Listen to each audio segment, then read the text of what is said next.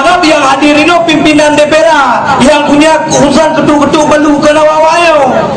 Dan yang lu harap. Makanya di kota lu tegaskan apapun yang menjadi aspirasi daripada kawan-kawan daya, ustaz-ustaz, gure-gure daripada kamu, tolong. Ini belum. Karena komitmen UIN Aran ini bukan berbicara tentang kepentingan kami. Menyo kepentingan jika diamankan kamu, tapi kanya yang ingin kamu sampaikan hadirnya kamu nyopui begah le bangsa Aceh, pui begah le Aran Aceh nyok yang kamu sampaikan. Berarti tolak Marzuki, berarti UIN Aran ini tolak Marzuki hari. Takbir!